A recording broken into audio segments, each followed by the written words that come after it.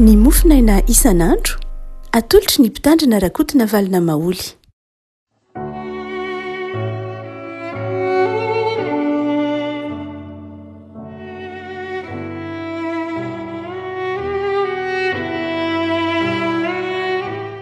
Am-pifaliana no iarabanantsika ry havako tarety alatsinainy fa 9 ny volana Jona ity. Ny mofinaina izay voalahatra ao antsika dia ny filazan'ny tsaramaso araka ny marika toko 720, marika toko 720, 720 ka hatramin'ny 430. Marika toko 720, 720 ka hatramin'ny 430 vakina amin'ny anaran'i Jesosy. Dia nanatona Jesosy mpanao-dalàna anankiray izay efa nahare ny dinihefitra tamin'ny Sadoseo ka nahalala fa namaly azy tsara izy. Dia nanontany azy hoe nididy manao ahoana ny voalohany amin'izy rehetra. Ary Jesosy namaly hoe ny voalohany dia izao: mihaino ry Israely, Jehovah Andriamanitsika dia Jehovah iray ihany. Koa tiavany Jehovah Andriamanitra ao amin'ny fonao rehetra sy ny fanahinao rehetra sy ny sainao rehetra ary ny herinao rehetra. Ary ny faharoa dia izao: tiavany namanao tahaka ny tenanao. Tsy misy didy hafa lehibe noho ireo. Ary hoy ilay mpanao-dalàna taminy: marina izany tompoko, tsara ny nilazanao fa iray ihany Andriamanitra ary tsy misy afa-tsy izy, ary ny ho tia azy amin'ny fo rehetra sy ny saina rehetra sy ny hery rehetra ary ny ho tia ny namana tahaka ny tena dia mihoatra lavitra noho ny fanatitra hodorana sy ny fanatitra rehetra izany. Ary hitan'i Jesosy fa namaly tamin'ny mpahendrena ilay mpanao-dalàna dia misy taminy: tsy lavitra ny fanjakan'Andriamanitra ianao ary tsy nisahy nanontany azy intsony. Ray masina manao masinana ny fahamarinana, ny teninao ny fahamarinana. Amen. Fantaniana sarotra ity napetraky ny mpanao-dalàna ity amin'i Jesosy. Fantaniana sarotra amin'ny lafiny hoe lalàna 316 raha totaly ireo tsipitsipirihan'ny lalàna ao anatin'ny Tora. Ary dia mpanora-dalàna izay efa mahafeny lalàna, mahay ny lalàna, tsy hoe mpanora-dalàna fotsiny ihany fa mameno dikany lalàna, mahay tsianjery ny lalàna no nametraka fanontaniana tamin'i Jesosy ny hoe iza ny didy voalohany amin'ny fahafantaranao azy. Didy manao ahoana ny didy voalohany? Ilay hoe ny didy lehibe zany. Tsy mora mamaly zany fanontaniana izany. Ahoana no andaharanao didy 316 ka hitenenanao hoe ity ny didy voalohany, ity ny didy lehibe? Fa Jesosy kosa, fantatsika mahandriamanitra azy, dia namaly fanontaniana tsotra manao hoe ny fitiavana an'Andriamanitra sy ny fitiavana namana ro ny didy lehibe indrindra. Amin'ny filazantsara sinoptika hafa dia miteny manao hoe ireo no hiantona ny didy rehetra, na hoe ireo no hiankina ny didy rehetra: fitiavana an'Andriamanitra sy fitiavana ny namana. Fantatsika tsara fa ny didy folo izay nampianarina antsika na niainantsika hatrany amin'ny andro fahazaza dia mizara roa tsara mihitsy. Ny didy folon'Andriamanitra, ny didy voalohany ka hatramin'ny didy fahaefatra dia miresaka ny momba an'Andriamanitra, ny fanajan'ny olona an'Andriamanitra, ny fanajan'ny olona nikasika an'Andriamanitra, fanaovan'ny olona ho zava-dehibe ny fifandraisana amin'Andriamanitra. Fa ny didy faha-5 mara-potoana ny didy faha-10 kosa manomboka amin'ny hoe malajana rainao sy ny reninao zany ka hatrany amin'ny aza mitsiritra dia maneho ny fitiavantsika ny olombelona mitovy amintsika, ny fifandraisantsika amin'ny mpiarabelona amintsika, fifandraisantsika amin'ny fiarahamonina. Hatrany amin'ny didy folo zany dia efa mizara roa tsara io didy folo io. Ny tapany voalohany dia miresaka ny momba amin'ny fifandraisana amin'Andriamanitra, tapany faharoa kosa miresaka amin'ny fifandraisan'ny olombelona samy olombelona. Hatrany mahatonga ny filazantsara sinoptika tahaka ny Matio na Lioka dia miresaka manao hoe ireo didy ireo mihitsy nge no mamitana ny didy rehetra, ny fitiavana n'Andriamanitra sy fitiavana ny namana. Fa eto Jesosy dia anazava manao hoe tsy misy didy mahasongana ireo mihitsy fa reo ny didy lehibe, tsy misy ambony noho ireo, tsy misy lehibe noho ireo. Fa inona no mahatonga ireo didy ireo ho lehibe noho ny didy hafa rehetra?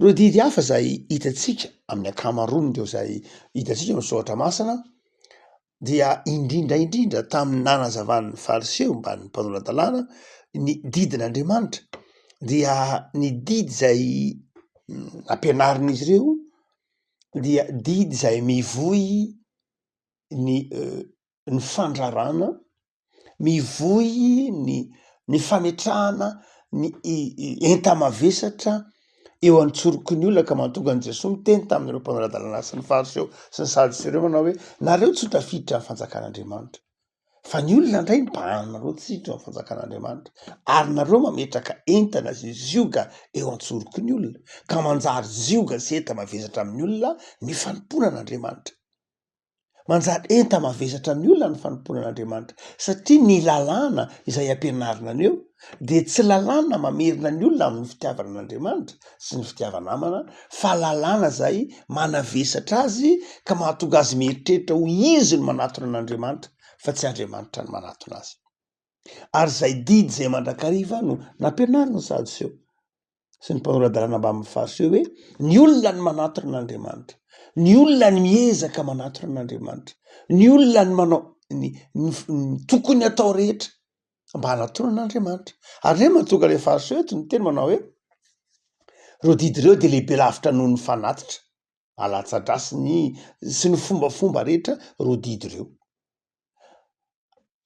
Alay fisaritsaina hoe mpanoradalàna no miteny an'izany teny zany manao hoe miteny am' Jesosy manao hoe mihoatra lavitra noho ny fanatitra odorana sy ny fanatitra hafa rehetra ro didy reo. Ny mpanoradalàna zay nampianatra manao zava-dehibe ny fanatitra, manao zava-dehibe ny sorona satria ny mahatempolo ny tempoly de izao ny fanatitra alatsadra, ny fanatitra odorana, zany mahatempolo ny tempoly. Eto zany le mpanoradalàna de ny teny tsotra fotsiny zao manao hoe tsy lehibe mihitsy ary lay sorona, zany hoe le tena ivon'ny fivavahana jiosy mihitsy eto no tenenin'le mpanoradalàna ty manao hoe tsy lehibe zany noho ny didim-pitiavana tenenin'i Jesosy. Ary zay natonga an' Jesosy ny teny tamin'le mpanoradalàna ny teny manao hoe tsy lavitra ny fanjakan'Andriamanitra ianao satria takatrao ilay teolojia vaovao ao am' Jesosy, lay hoe lay Andriamanitra izay asehon'i Jesosy de Andriamanitra topoina amin'ny fitiavana, tsy Andriamanitra topoina amin'ny asa, Andriamanitra topoina amin'ny fitiavana, tsy Andriamanitra topoina amin'ny fiezahan'olombelona fa Andriamanitra topoina amin'ny fitiavana. Ny zavatra andrasan'Andriamanitra dia tsy le lafiny materiela aloha fa lay fahadiovam-po. Ary dia zay no natonga ny tompo ny teny manao hoe tsy lavitra ny fanjakan'Andriamanitra ianao. Tsy mbola ao amin'ny fanjakan'Andriamanitra ianao ny tenin'i Jesosy fa efa tsy lavitra ianao fa rehefa rahovina ny olona ny tonga ao amin'le fanjakan'Andriamanitra, tonga ao amin'le fanjakan'Andriamanitra ny olona rehefa mino ilay famelan-keloka nataon'i Jesosy, rehefa mino fa Jesosy ilay misy ilay ny rahina. Tsy mbola tonga am'izay akory ity mpanoradalàna ty fa efa resy lahatra izy fa izao Andriamanitra de tsy lay Andriamanitra topoina amin'ny mahafaly an'Andriamanitra, tsy lay sorona sy lay fombafomba akory fa lay hoe tia an'Andriamanitra, lay fitiavana namana. Ary izay ihany ange sary no hazo fijaliana io e, lay mitsangana amin'ny hazo fijaliana dia tsy inona tsy akory fa ilay fifandraisan'ny olona amin'Andriamanitra, lay fitiavan'ny olona an'Andriamanitra, lay fitiavan'Andriamanitra ny olona, lay mitsivalana kosa de tsy inona tsy akory fa maneho ny fifankatiavan'ny olona, maneho ny fitiavana namana. Rehefa mijoro tsara ny fitiavantsika an'Andriamanitra de izao mora kely ny mitiny namana. Fantatry ny mpampianatra fizika rehetra na ny mpanao trano na iza fa ny maka ny mijidina no mora indrindra, ny maka ny mijidina no mora indrindra noho ny maka ny marin-drano. Sarotra kokoa ny maka ny marin-drano noho ny maka ny mijidina. Raha tianao ny ahazo ny marin-drano dia alaivo aloha ny mijidina, ny vertikala zany, satria maka tady ianao de azonao ny vertikala, de alatsaka ao de azonao ny vertikala, ny mijidina ary dia manapaka niny fotsiny ny marindrano. Ary de zay ihany teo sehon'i Jesosy eto, rehefa azonao, rehefa tianao Andriamanitra amin'ny fonao manontolo, zay le vertikal, zay le mijidina, rehefa tianao Andriamanitra amin'ny fonao, amin'ny sainao, amin'ny herinao manontolo, de mora kokoa anao ny mahazo ny marindrano, ny fitiavana ny namana sy ny fitiavana ny parapelina. Sarotra kokoa ny mahazo ny mijidina raha miainga avy amin'ny marindrano. Zany hoe sarotra aminao ny mahatakatra ny fitiavana an'Andriamanitra raha miainga amin'ny fitiavana namana. Fa mora kokoa ny mahatakatra ny fitiavana namana rehefa miainga amin'ny fitiavana an'Andriamanitra. Zay no mahatonga an' Jesosy ny fitiavana an'Andriamanitra nataony lasalo. Eto ary de izao, ho Jesosy mantsy lay mpanoran-dalàna, efa tsy lavitra ny fanjakan'Andriamanitra ianao. Satria nahoana? Satria efa mahatakatra ianao.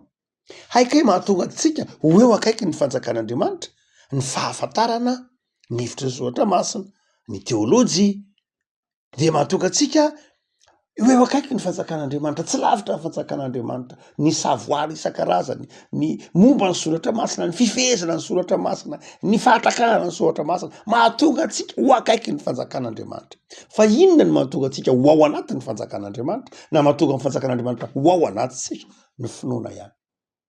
Ny finoana an' Jesosy tompo sy mpamonjy. Zay ny voalohany. Fa faharoa seho de resadresaka ny fanaovan'i Jesosy tamin'ilay mpanoran-dalàna ity, dia lay filaharan'ilay lalàna mihitsy. Nahoana ary no tena lehibe reo lalàna reo?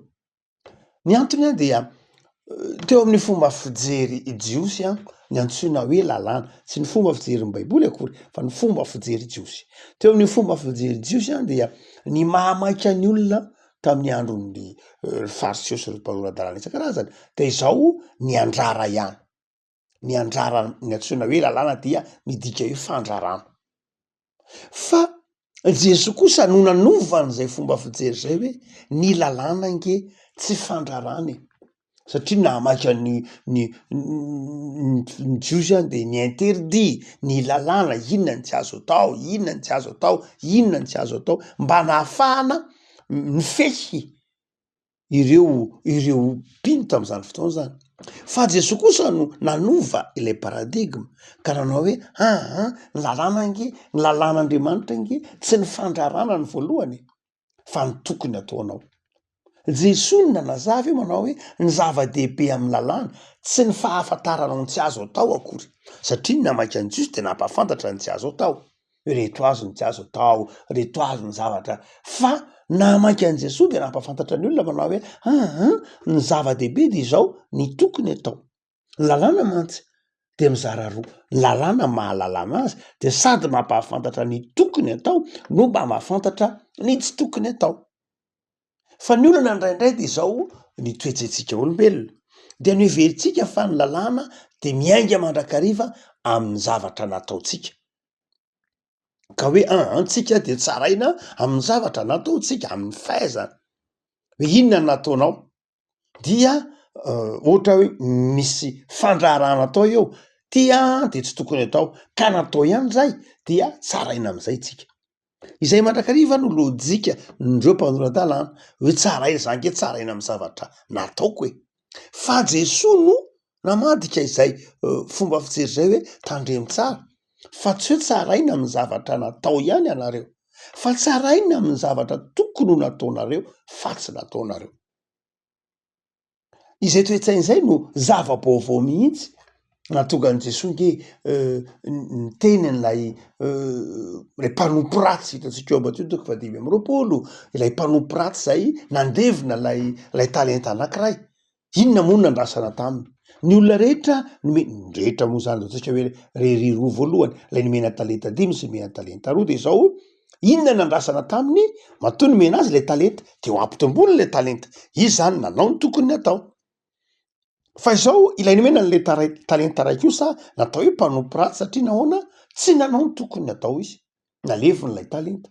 Ary hoy lay tompo tamy manao hoe raha ohatra ka tsy nataonao, tsy nampiasainao ary angely izy de tokony napetraka ao tamin'ny mpampanambola tsotra fotsiny zao de ny tombo ny volako. Zany hoe ny soratra masina manomboka eo am'le fanekempihavanana vaovao amin' Jesosy de manazava amintsika fa itsika kristianina dia tsy hoe tsaraina am'izay mety ho nataontsika ihany, iny mazava be iny no tsaraina am'izay tokony atao am'izay zavatra nataontsika isika, fa ny tsy tokony ho adonoina de zao itsika koa de tsaraina amy zavatra nandrasana tamitsika nefa tsy nataontsika.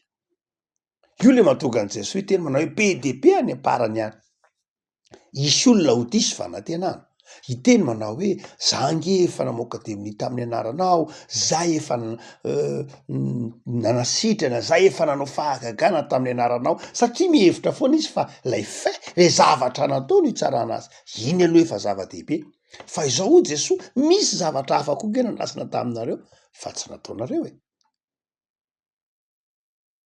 Narary aho tsy mba nivanginareo, tsy nanakitavy aho tsy nitafianareo, nangetaita tsy nomenareo rano, zany hoe nisy zavatra hafa koa nge nandrasana taminareo fa tsy nataonareo e.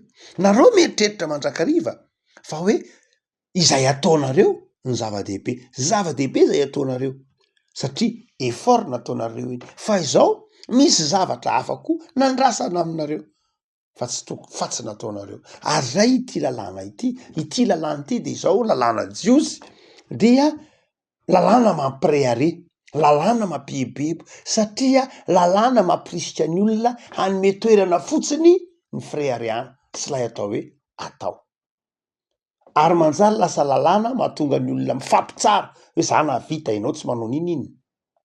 Fa izao rehefa napetraka Jesoa kosa lay fomba fijerin'ny lalàna hoe ny fototry ny lalàna voalohany indrindra, ny dikan'io lalàna omenanao io de izao fitiavana an'Andriamanitra. Tsisy heviny mihitsy raha tsy manao sahan-javatra voasokotra ary ianao nefa ianao tsy tia an'Andriamanitra. Tsisy heviny mihitsy na manaja ny andro sabata ary ianao nefa ianao tsy tia an'Andriamanitra. Tsy heviny mihitsy raha ohatra ka tsy mitsiritra ny namanao ary ianao, tsy mamono olona ianao nefa ianao tsy tia ny namanao. Ny dika zany de zao tsy tokony hisaraka mihitsy ny fitiavana sy ny lalàna. Ny olana nefa de zao le mpanoran-dalàna sy ry fariseo sy ry sadiseo tamin'ny fotoan'andro tena ampisaraka ny fitiavana sy ny lalàna. Afaka malala eto ary Jesoa de manitsy atsika, tena tia an'Andriamanitra ve isika ary tena tia namana ve isika. Ny fitiavana an'Andriamanitra no manery atsika ho tia namana. I Paoly manao hoe fa ny fitiavan'i Kristy no manery anay. Rehefa tianao Andriamanitra na rehefa tianao ny namanao de tsy ataonao zay mampalahelo azy. Rehefa tianao ny namanao, rehefa tianao Andriamanitra dia ataonao zay mahafaly azy. Ary mahatonga an' Jesoa manao hoe tsy misy didy hafa lehibe ireo. Paoly ara moa de mbola nanazava ny ohatra amin'ny Romanina 9:9 momba ny didy, ny aoka tsy voalohanareo afa-tsy ny trosa-pitiavana ihany, izay mandeha amin'ny fitiavana de mahatanteraka ny lalàna rehetra.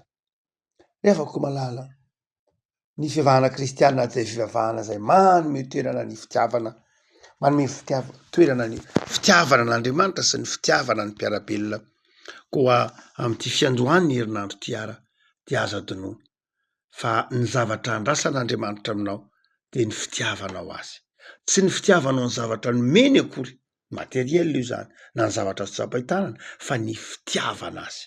Ary io no nahatonga an' Jesoa nanontany an'i Petera hoe motiava ianao.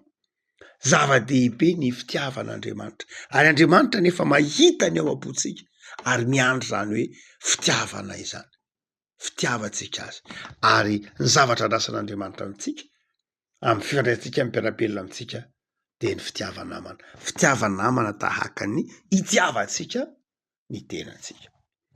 Ivavakitsika Tompo am'soranao izao ny amin'ity herinandro vaovao zay omenao anay ity, itaomanao anay ho tianao Andriamanitra ary ho tia ny namanay tahaka ny tenanay. Tompo, tsy vitanay zany raha tsy miaraka aminay ianao. Am'izao vanim-potoana iainanay anjakan'ny fitiavan-tena izao de manova ny fijerinay ianao atsiaro fa zava-dehibe aminao ny fitiavana.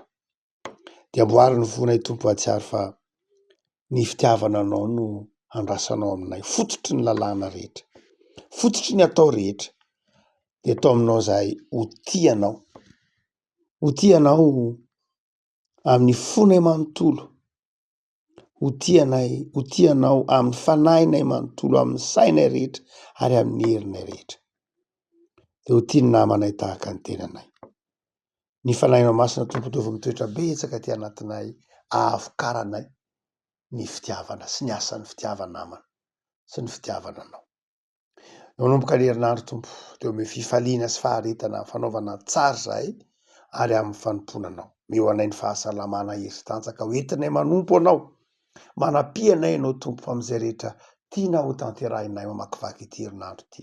Meo hery-tsaina, meo fifaliana ary amin'izay lalana rehetra izay sy fikasana tsara ty anatinay dia amin'iray izany tompo mba hitombonay amin'ny fifaliana sy ny fanarahana anao.